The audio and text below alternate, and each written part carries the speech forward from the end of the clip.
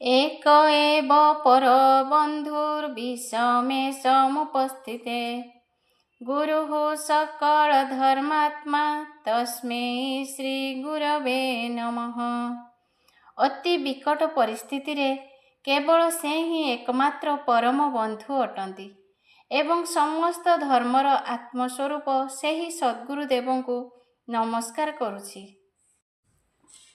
ଓଂ ଶ୍ରୀ ପରମାତ୍ମନେ ନମଃ। ଶ୍ରୀମଦ୍ ଭଗବତ୍ ଗୀତା ପଞ୍ଚଦଶ ଅଧ୍ୟାୟ ପୁରୁଷୋତ୍ତମ ଯୋଗଃ। ଶ୍ରୀ ଭଗବାନୁବାଚ ଊର୍ଧ୍ୱମୂଳ ଅଧଃ ଶାଖା ମଶସ୍ତିଂ ପ୍ରାହୁରవ్ୟୟମ୍ ଛନ୍ଦାଂସି ଯସ୍ୟ ପର୍ଣ୍ଣାନି ଯସ୍तं ବେଦ ସ ବେଦବିଦ୍।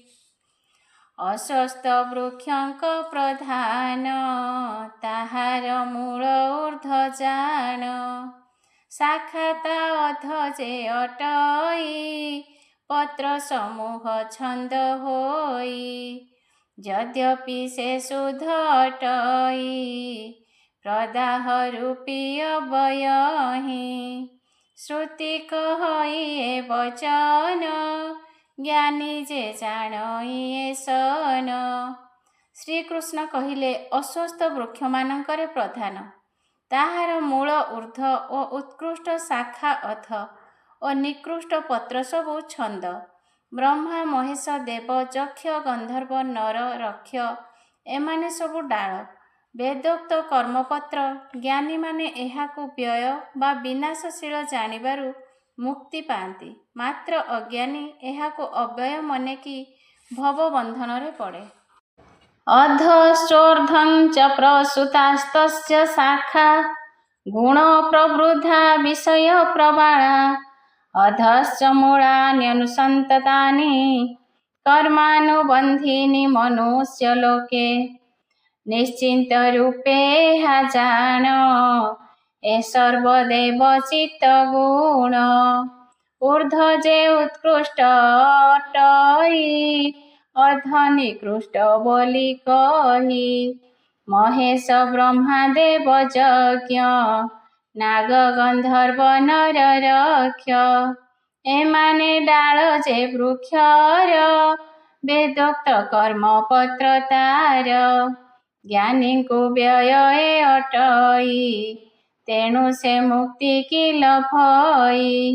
ଅଜ୍ଞାନୀ ପକ୍ଷେ ଅବ୍ୟୟ ଭବବନ୍ଧନର ଆଶ୍ରୟ। ସଂସାର ବୃକ୍ଷେ ଜୀବ ଶାଖା ସତ୍ୱାଦି ଗୁଣେ ବଢ଼େ ଏକା। ଶବଦ ଜ୍ଞାନର ସ୍ୱରୂପ ଗନ୍ଧ ଏ ପଲ୍ଲବ ସ୍ୱରୂପ। ସଂସାର ବୃକ୍ଷରେ ଜୀବ ଶାଖା ସତ୍ୱାଦି ଗୁଣ ଶବ୍ଦ ସ୍ପର୍ଶ ରସ ରୂପ ଓ ଗନ୍ଧ ଏସବୁ ପଲ୍ଲବ। ନିଜର କାର୍ଯ୍ୟ ନେଇ ଜୀବ ଅଧ ଓ ଊର୍ଧ୍ୱକୁ ଯାଏ। ସତ୍କାର୍ଯ୍ୟରେ ସ୍ୱର୍ଗକୁ ଯାଇ ପୁଣ୍ୟ ଶେଷରେ ଉତ୍ତମ ଯୋନି ଲଭେ। ଯେ ଅସତ୍ ପଥରେ ଯାଏ ସେ ନର୍କ ଭୋଗି କୀଟାଦି ଯୋନି ପାଏ। ନ ରୂପମସେହ ତଥୋପଲଭ୍ୟତେ ନାନ୍ତ ନ ଚାର୍ଦି ନ ଚ ସମ୍ପ୍ରତିଷ୍ଠା। ଅଶ୍ୱତ୍ଥିମେନ ସୁବିରୂଢ଼ମୂଳ ମସଙ୍ଗ ଶସ୍ତ୍ରେଣ ଦୃଢ଼େନ ଚିତ୍ତା। ନିଜ କର୍ମର ବଶେ ଜୀବ ଅଧ ଊର୍ଧ୍ୱରେ କରେ ଠାବ। ସତ୍କାର୍ଯ୍ୟେ ସ୍ୱର୍ଗକୁ ଗମଇ ପୁଣ୍ୟାନ୍ତେ ଶ୍ରେଷ୍ଠ ଯୋନି ପାଇ। ଅସତ୍ କର୍ମରେ ଥାଏ ଯେହୁ ନର୍କାଦି ପଥେ ଯାଏ ସେହୁ। ଭୋଗାନ୍ତେ କୀଟ ଯୋନି ପାଏ ଏହି କ୍ରମରେ ଭୋଗୁଥାଏ। ସଂସାରେ ଯେତେ ପ୍ରାଣୀ ଥାନ୍ତି ସେମାନେ ଜାଣି ନ ପାରନ୍ତି। ବୃକ୍ଷ ସ୍ୱରୂପୀ ଏ ସଂସାର ଆଦ୍ୟନ୍ତ ସ୍ଥିତି ଅଛି ତାର। ଏହାର ଯେଉଁ ଦୃଢ଼ ମୂଳ ବୃକ୍ଷର ଚେର ହିଁ ସକଳ। ବୈରାଗ୍ୟ ନାଶ କରି ଏହା ତତ୍ତ୍ୱଜ୍ଞାନରେ ହୋଇ ସ୍ନେହା। ବୈରାଗ୍ୟ ବିନା ତତ୍ତ୍ୱଜ୍ଞାନ କେବେହେଁ ନ ମିଳଇ ଜାଣ। ତତ୍ତ୍ୱଜ୍ଞାନର ବ୍ୟତିରେକେ ନ ଦେଖେ ତରି ଯିବା ଏକେ। ଏ ସଂସାର ବୃକ୍ଷରୂପୀ ଆଦି ଅନ୍ତ ସ୍ଥିତି ଏହାର ଅଛି। ବୈରାଗ୍ୟ ଭାବେ ଏହାକୁ ତତ୍ତ୍ୱଜ୍ଞାନ ଲଭ। ତେବେ ତୁ ତତ୍ତ୍ୱଜ୍ଞାନ ବଳରେ ତରିଯିବୁ। ତତଃ ପଦଂ ତତ୍ପରିମାର୍ଗିତବ୍ୟଂ ଯସ୍ମିନ୍ ଗତା ନ ନିବର୍ତ୍ତନ୍ତି ଭୂୟଃ। ତ୍ୱମେବ ଚାଦ୍ୟଂ ପୁରୁଷଂ ପ୍ରପଦ୍ये ଯତଃ ପ୍ରବୃତ୍ତିଃ ପ୍ରସୂତା ପୁରାଣୀ। ଯେ ବ୍ରହ୍ମ ବ୍ୟାପେ ଚରାଚର ଆଦି ଅନ୍ତ ନାହିଁ ଯାହାର। ଯେ ପାଦେ ନିଷ୍ଠା ଯତନରେ ଭଜିଲେ ଏକାଗ୍ର ଚିତ୍ତରେ। ଯାହାକୁ ଲଭିଲେ ଯେ ପ୍ରାଣୀ ସଂସାରେ ନ ଦେଖଇ ପୁଣି। ସେ ଆଦି ପୁରାଣ ଚରଣ ଏକାଗ୍ରେ ପଶତୁ ଶରଣ। ତାଠାରୁ ପୁରାଣାଦି ଜାତ ସଂସାର ପ୍ରକୃତି ସୃଜିତ। ଏସ ନ ଭାବି ଭକ୍ତି ଭରେ ରହିବ ପଦର ସେବାରେ। ତୁ ମନସ୍ଥ କଷଟି ଦ୍ୱାରା ମାୟା ତ୍ୟାଗ କରି ସେହି ଅକ୍ଷୟ ଅବ୍ୟୟ ବ୍ରହ୍ମକୁ ଆଶ୍ରୟ କଲେ ଓ ତାଙ୍କ ପଦ ସେବାରେ ରହିଲେ ସଂସାରରୁ ମୁକ୍ତ ହୋଇଯିବୁ। ନିର୍ମାଣ ମୋହାଜିତ ସଙ୍ଗ ଦୋଷା ଅଧ୍ୟାତ୍ମ ନିତ୍ୟା ବିନିବୃତ କାମଃ। ଦ୍ୱନ୍ଦ୍ୱେ ବିମୁକ୍ତା ସୁଖ ଦୁଃଖ ସଙ୍ଗୈଃ ଗଚ୍ଛନ୍ତ୍ୟ ମୂଢ଼ା ପଦମବ୍ୟୟଂ ତତ୍। न तो भासयते सूर्य न शशाङ्को न पावकः। यद्गत्वा न निवर्तन्ते तद्धाम परमं मम। मोहକୁ ନ ବହନ୍ତି ଯେହି ସଙ୍ଗ ଦୋଷକୁ ଛାଡ଼ି ଛଇଁ। ଯେ ଥାନ୍ତି ଆତ୍ମଜ୍ଞାନରତ କାମନା କରିଛନ୍ତି ହତ। ସେହିମାନେ ବିବେକୀ ନର ଅବ୍ୟୟ ପଦେ ସ୍ଥାନ ତାର। ଚନ୍ଦ୍ରମା ଅଗ୍ନି ଦୀନନାଥ ପ୍ରକାଶି ନ ପାରେ ଯେ ତତ୍ତ୍ୱ। ଯୋଗୀଏ ଯାହାକୁ ଲଭିଣ ନ ଫେରନ୍ତି ସେ ସଂସାରେଣ। ଯେଉଁମାନେ ମୋହ ତ୍ୟାଗ କରିଛନ୍ତି ଓ ଭଗବାନଙ୍କୁ ଭକ୍ତିରେ ଯେ ପୂଜନ୍ତି ସେ ଭକ୍ତ। ଚନ୍ଦ୍ର ଅଗ୍ନି ସୂର୍ଯ୍ୟ ଏମାନେ ସେହି ପରଂବ୍ରହ୍ମକୁ ଦେଖିପାରନ୍ତି ନାହିଁ, କାରଣ ଏମାନେ ଜଡ଼ ପଦାର୍ଥ। ଯୋଗୀଏ ଯୋଗ ବଳରେ ସେହି ପରଂବ୍ରହ୍ମକୁ ଦର୍ଶନ କରି ସେଥିରେ ଲୀନ ହୁଅନ୍ତି। ମମୈବାଂଶୋ ଜୀବୋ ଲୋକେ ଜୀବଭୂତଃ ସନାତନଃ। ମନଃ ଷଷ୍ଠାନୀନ୍ଦ୍ରିୟାଣि ପ୍ରକୃତିସ୍ଥାନି କର୍ଷତି। ଶରୀରଂ ଯଦ୍వాప్నోతి ଯच्చాప్యుతକ୍రామତୀଶ୍ୱରः। ଗୃହୀତେ ତାନି ସଂଯାତି ବାୟୁର୍ଗନ୍ଧାନି ବାସୟାତ୍। ଏପରି ସ୍ଥାନ ଯେ ଅଟଇ ପରମ ଧାମ ତାକୁ କହି।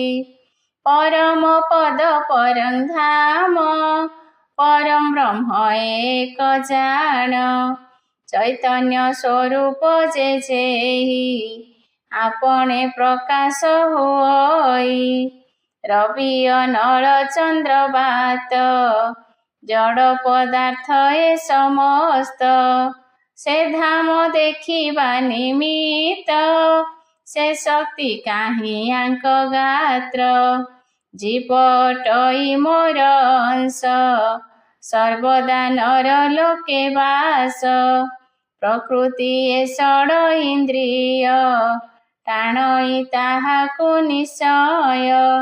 ପୃଷ୍ଠରୁ ଯେପରି ପବନ ଆମୋଦ କରଇ ବହନ। ସେପରି ଦେହ ଦେବ ସ୍ୱାମୀ ଛାଡ଼ି ହୁଅଇ ଅନ୍ୟଗାମୀ। ଜୀବନ ଯେ କାଳେ ଛାଡ଼ହି ସ୍ଥୂଳ ଶରୀର ପଡ଼ି ରହି। ଜୀବନ ସେ ସୂକ୍ଷ୍ମ ଶରୀର ଜୀବନ୍ତେ ଯେ ସ୍ୱଭାବ ତାର। ସେହି ପ୍ରକୃତି ମତେ ସେହି ଅନ୍ୟ ଶରୀର ପ୍ରାପ୍ତ ହୋଇ। ଜୀବାତ୍ମା ମୋର ଅଂଶ ଅଟେ। ସେ ନରଲୋକରେ ବାସ କରେ। ପଞ୍ଚ ପ୍ରକୃତି ଷଡ଼ ଇନ୍ଦ୍ରିୟ ତାକୁ ଟାଣନ୍ତି। ଯେପରି ବାୟୁ ପୁଷ୍ପର ଗନ୍ଧ ଆହରଣ କରେ ସେପରି ଜୀବ ଏ ଦେହକୁ ଛାଡ଼ିଯାଏ। ସୂକ୍ଷ୍ମ ଶରୀର ପ୍ରକୃତି ସହ ଯାଇ ଅନ୍ୟତ୍ର ଜନ୍ମ ହୁଏ ଓ ସ୍ଥୂଳ ଶରୀର ପଡ଼ି ରହେ। ଶ୍ରୋତ୍ରଂ ଚକ୍ଷୁଃ ସ୍ପର୍ଶନଂ ଚ ରସନଂ ଘ୍ରାଣମେବ ଚ ଅଧିଷ୍ଠାୟ ମନସାୟଂ ବିଷୟାନୁପସେବତେ। ନାସିକା ଶ୍ରବଣ ନୟନ ଜିହ୍ବା ସ୍ପରଶ ପୁଣି ମନ ଏହାଙ୍କ ଆୟତରେ ଜୀବ ବିଷୟ କରଇ ସମ୍ଭୋଗ। ବାକ୍ ପାଣି ପାଦ ପାୟୁପସ୍ଥ ଏ ପାଞ୍ଚ ଇନ୍ଦ୍ରିୟ ପ୍ରଶସ୍ତ। ପୁଣି ଯେ ପ୍ରାଣ ବୁଦ୍ଧି ମନ ଏହାକୁ କରେ ସମର୍ଥନ। ସଂକଳ୍ପ ବିକଳ୍ପ ଯେ କରେ ମନ ବୋଲନ୍ତି ତାକୁ ଧୀରେ। ଯେବେଳେ ସେ ଚିତ୍ତ ନାମକ ଚିତ୍ତ ବୋଲାଇ ସେ ବେଳକ ନିଶ୍ଚୟ ବସ୍ତୁ ଯେ ମନର ବୁଦ୍ଧି ନାମଟି ଅଟେ ତାର। ଚିତ୍ତ ଯେ ଅହଙ୍କାର ବେନି ମନ ବୁଦ୍ଧିରେ ତାକୁ ଘେନି। ଏ ସପ୍ତଦଶ ଅବୟବ ସାହାଯ୍ୟେ ଜୀବ ପୁଞ୍ଜେ ସର୍ବ। ନାସିକା କର୍ଣ୍ଣ ଚକ୍ଷୁ ଜିହ୍ବା ଓ କର୍ମ ଏହାଙ୍କ ଆଶ୍ରୟରେ ଜୀବ ସମ୍ଭୋଗ କରେ। ବାକ୍ ପାଣି ପାଦ ପାୟୁ ଉପସ୍ଥ ଏ ପାଞ୍ଚ ଇନ୍ଦ୍ରିୟ ସଂକଳ୍ପ ବିକଳ୍ପ ଚିତ୍ତ ଅହଙ୍କାର ମନ ବୁଦ୍ଧି ଚିନ୍ତା ଚିତ୍ତ ଏହି ସପ୍ତଦଶ ଇନ୍ଦ୍ରିୟ ସାହାଯ୍ୟରେ ଜୀବ ସର୍ବଭୋଗ କରେ। ଉତ୍କ୍ରାମନ୍ତଂ ସ୍ଥିତଂ ବାପି ଭୁଞ୍ଜାନଂ ବା ଗୁଣାନ୍ୱିତଂ ବିମୂଢ଼ାନାନୁପଶ୍ୟନ୍ତି ପଶ୍ୟନ୍ତି ଜ୍ଞାନ ଚକ୍ଷୁଷଃ।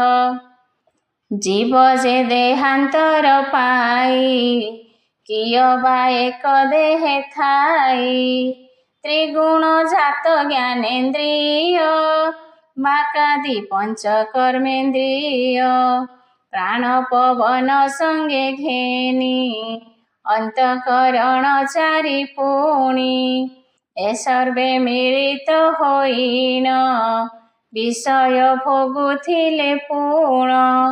ମଳିନ ବୁଦ୍ଧି ନ ଦେଖଇ ନିଷ୍କାମୀ ଜ୍ଞାନୀ ଯେ ଦେଖଇ। ଜୀବ ଦେହାନ୍ତର ଯାଉ ବା ଏକ ଦେହରେ ଥାଉ ତ୍ରିଗୁଣ ଜାତ ଜ୍ଞାନେନ୍ଦ୍ରିୟ ପଞ୍ଚ କର୍ମେନ୍ଦ୍ରିୟ ପ୍ରାଣ ପବନ ଅନ୍ତଃକରଣ ଏସବୁ ମିଳି ବିଷୟ ଭୋଗନ୍ତି। ମନ୍ଦ ବୁଦ୍ଧି ନ କରି ନିଷ୍କାମ ଭାବରେ ଭକ୍ତି କଲେ ଜ୍ଞାନ ଜାତ ହୁଏ। ଯତନ୍तो ଯୋଗିନଃ ଶୟ୍ୟଂ ପଶ୍ୟନ୍ତ୍ୟାତ୍ମନ୍ୟବସ୍ଥିତଂ ଯତନ୍ତୋऽପ୍ୟକୃତାତ୍ମାନଃ ନୈनं ପଶ୍ୟନ୍ତ ଚେତସଃ। ଯଦାଦିତ୍ୟଗतं ତେଜो ଜଗଦ୍ଭାସୟतेऽखिलम् ଯଚନ୍ଦ୍ରମସि ଯଚାଗ୍ନौ ତଜେତୋଜୋ ବିଧି ମାମକम्। ଯେ ଯୋଗୀ କରନ୍ତି ଯତନ ସେମାନେ କରନ୍ତି ଦର୍ଶନ। ଜୀବ ଶରୀର ନୁହେଁ ଏକ ଏସନ ଭାବଇ ବିବେକ। ଜଡ଼ ଅଟଇ ଏ ଶରୀର ଜୀବ ଯେ ଚୈତନ୍ୟ ତହିଁର। ଜୀବକୁ ଏ ଦେହେ ଯେ ମନ୍ତ ଯେ ଭାବେ କରେ ଅବସ୍ଥିତ। ଅଶୁଦ୍ଧି ମନ ମନ୍ଦ ବୁଦ୍ଧି ଯତ୍ନେ ନ କରିପାରେ ଶୁଦ୍ଧି। ସୂର୍ଯ୍ୟର ଠାରେ ତେଜ ସେହି ଜଗତେ ପ୍ରକାଶ କରଇ। ଚନ୍ଦ୍ର ଅଗ୍ନିରେ ଯେଉଁ ତେଜ ମୋହର ଠାରୁ ଜାତ ବୁଝ। ଯେ ଯୋଗୀ ଯତ୍ନ କରନ୍ତି ସେମାନେ ଦର୍ଶନ କରନ୍ତି। ଜୀବ ଓ ଶରୀର ଏକ ନୁହେଁ ବୁଦ୍ଧିମାନ ଏହା ଜାଣେ।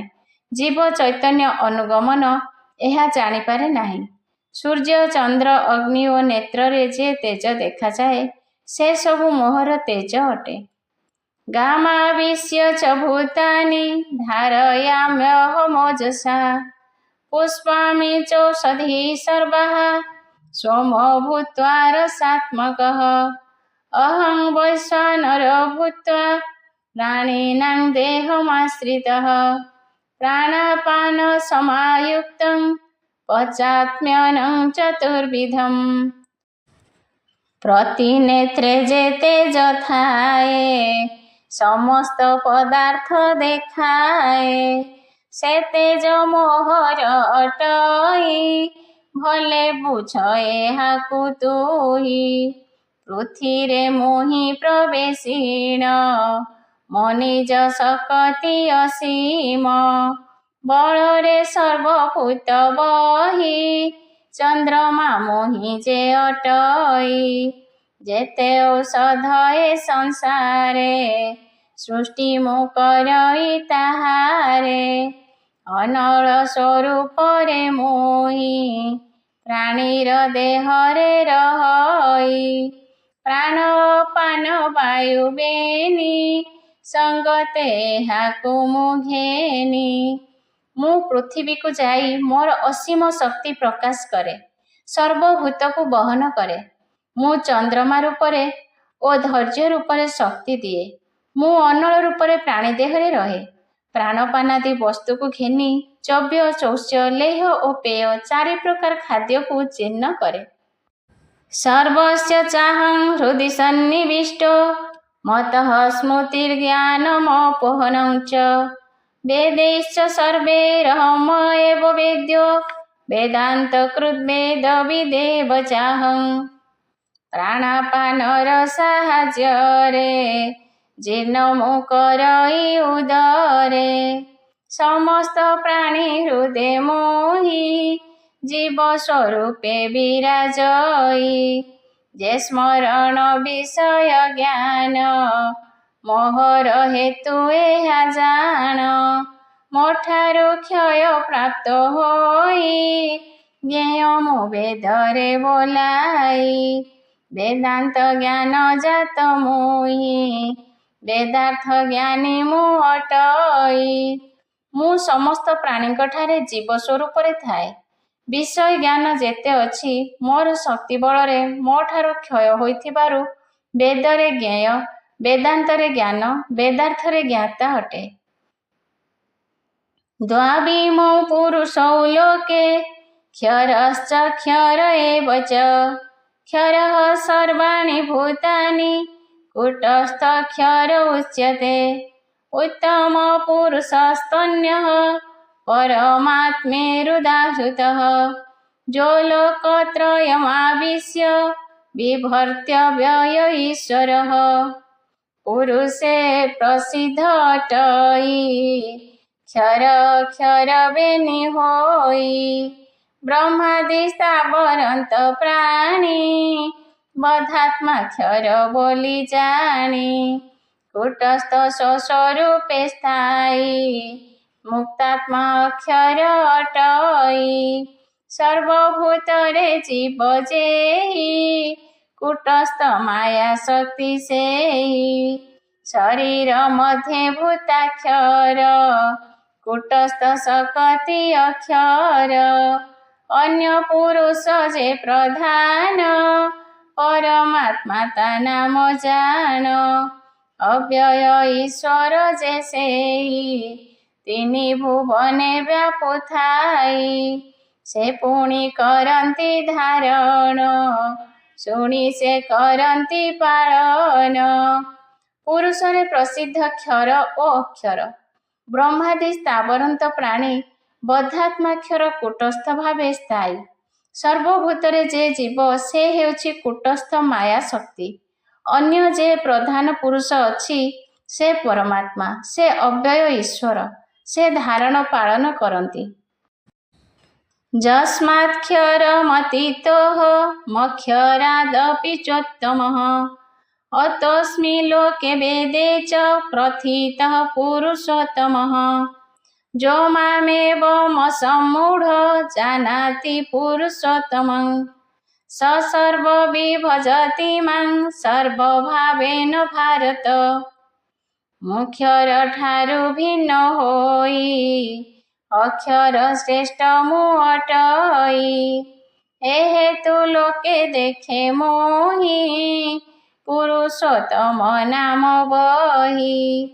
आहे भारत जेऊ नर मानव बोली मो शरीर जे भवे सन्देह न करे प्रधान बोली न विचारे भावे मो पृथक जड़रू प्रधान अटई आत्मारू एही भावरे भजे जेहि प्रकृत तत्वदर्शी सेहि जे लोक सन्देह भजई ता उपासना सिद्धि नोहि।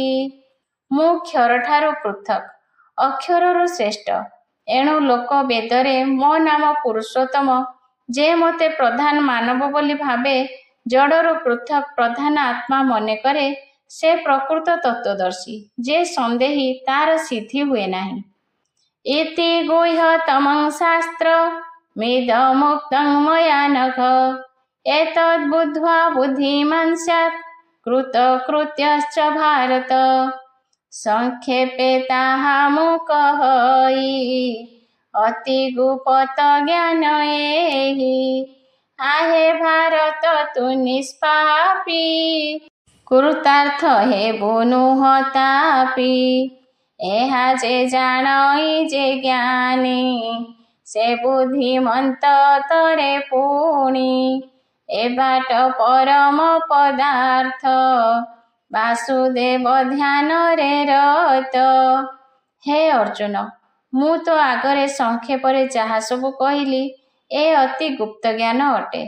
ତୁ ନିଷ୍ପାପୀ ତୁ ପାପ ପଥରେ ନ ଯାଇ ସେହି ବାଟରେ ଗଲେ ମୁକ୍ତି ପାଇବୁ।